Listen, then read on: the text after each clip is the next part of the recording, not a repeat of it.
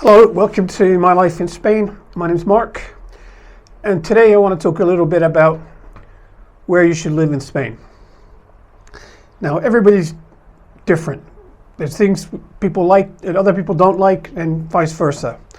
Most people who come to Spain from the United States, they tend to go to Madrid, Barcelona, maybe Valencia, maybe Málaga, maybe Seville, but these are big cities and prices are high. They're not an ideal place to retire to unless you've got a good income. Then you've got people that want to buy property, then you've got people that want to rent property. I would always recommend renting first before you buy something, just to see if that's really where you want to stay. When my wife and I first moved in here, we moved to a small town called Cosmopolitan. And it had about, I think it's 13,000 people. And what I soon found out was if you ever needed to do anything, you had to go to where I live now, Alcoy, which is about probably 20 minutes away by car. Because here's where the town hall for the region was. There was a local town hall in Cosmopolitan, but anything major you needed to do, you had to go to Alcoy. You needed to go to the hospital was in Alcoy.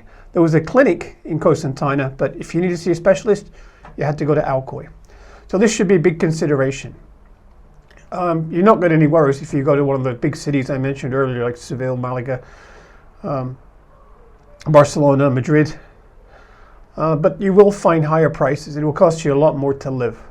Now, a very popular place, well, actually two popular places with people from America and Canada and people from Northern Europe to move to is the Costa del Sol in the south in Andalusia, where you have Marbella, Malaga,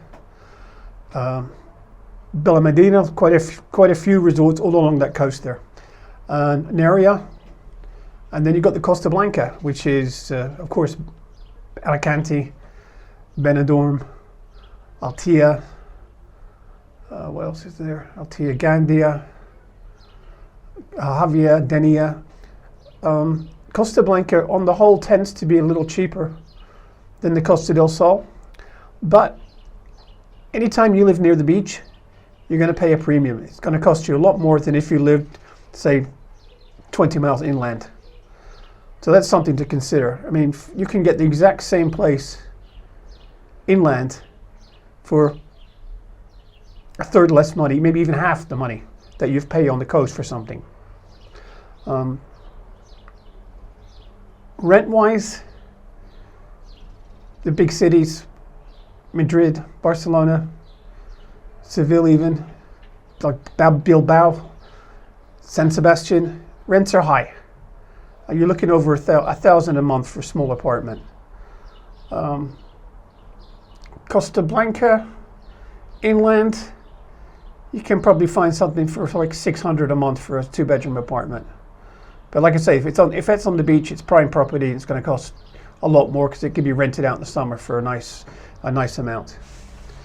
Now, countryside, living in a campo or living in a city. Me, I prefer city because I like to walk everywhere. If you live in the campo, you're going to need a car. Which it doesn't sound like much until you realize there's no trash pickup here. You got to take your trash to your nearest drop-off point, which could be a couple miles from where you live. So that's not so much fun to do. Here, living in the city, you just walk out your apartment and go up the road, and there's the trash cans and everything, recycling, everything's right there at your feet. Conveniences. I mean, in a city, the city where I live, Alcoy, it's got about 60,000, just over 60,000 people. There's every major Spanish supermarket here. And there's a Carrefour hypermarket just outside of town. So you're not spoilt for where you're going to buy your goods. You're not limited to like 1 or 2 supermarkets. It's a city's year round as well. If you're going to live down by the coast, many of these places go dead in the winter because they're used as second homes for people that live in Madrid or even foreigners from overseas. You got to think hard where you want to live, what kind of lifestyle you want to have. if you live down on the coast, you can probably get by with never speaking Spanish.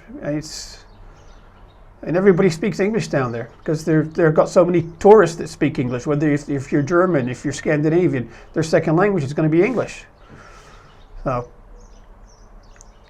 So that's convenient for people that are older and they think they're going to have a hard time learning Spanish. Also, it's more social for people. There'll be things to do with your fellow countrymen that have retired there as well. Me, on the other hand, see, I don't like this. I don't like all these expat communities and stuff. That's not for me. So I choose to live in a Spanish city that's not got too many foreigners in it. But that's me. I mean, not everybody's me. A lot of people like to be with other people of the same nationality so they can go out and have a drink, go for a meal, spend time together, I suppose. Price-wise, it's tough to say. It depends what you're going to buy. If you want something on the luxury on the beach, you can pay €1 million. If you want something that's a few blocks from the beach, you can pay 150,000. It all depends. It really varies. You've got to come and look and spend time here. Now, like I say, most Americans make the mistake of coming to the big cities. I understand they don't get much vacation time, so it's quite, let's do Spain in 7 days, so we'll be flying to Madrid, we'll go the train to Barcelona, we'll go back to Madrid, we'll go down to Cordoba, we'll go to Malaga, we'll go to Seville. And then the vacation's over. What have they done? They've not really done anything. They've just been hanging out in touristy areas. So you've got to come here and you've got to actually spend time and get out of the big cities. I mean, there's plenty of small 50,000, 70,000 population cities that are perfectly suited for a nice life. I'll give you a good example. This is a bigger city. I don't know if it's 300,000, maybe 150, 300,000. It's called Zaragoza. It's on the high-speed railway line between Barcelona and Madrid. It's almost in the middle. And you'll get somewhere to live there for half what you'd pay in Barcelona or Madrid for the same thing. So do your research. Travel around Spain. Spend time here. Don't commit yourself right away. Spend some time here, and then you know where you hopefully you'll find where you want to stay. But like I say, rent first. I rented for 2 years, and in the end, after 2 years, I knew where I wanted to live. And what else can I think to say to give you advice to do for moving here? Oh, weather, the temperature. Madrid and Barcelona are cold in the winter. Valencia is not so bad because it's lower down on the. It's still on the Costa Blanca, I guess. Is it? No, it's not quite on the Costa Blanca. Costa something else. Costa something else. I forget the name now. But it can be not as cold in the winter. Down south on the Costa del Sol, again, milder winters. But you've got higher prices. I mean, there's a lot of people who live inland from the Costa del Sol. They live in places like Coín, Alarin del Torre, and these are much less expensive, but they're full of expats as well. So, like I say, you have to come and look. You've got to actually physically spend time here. And when you're here in Spain, get away from the tourist areas. Go see what real Spain's like. Look, if you're going for somewhere to eat, look, oh, this is a good point. Don't think you can just walk into a restaurant here. Any decent restaurant, you're going to need a reservation. You fast food joints, no problem. Nice restaurant, reservation. And don't forget, they don't start till like 8 o'clock at night. So there's no early bird specials here. That's all I can think of for now. If you've got any particular questions, just put them down in the comments section and I'll get back to you. I'll reply. Thank you so much for watching. Please subscribe and I'll catch you in my next video. Bye for now.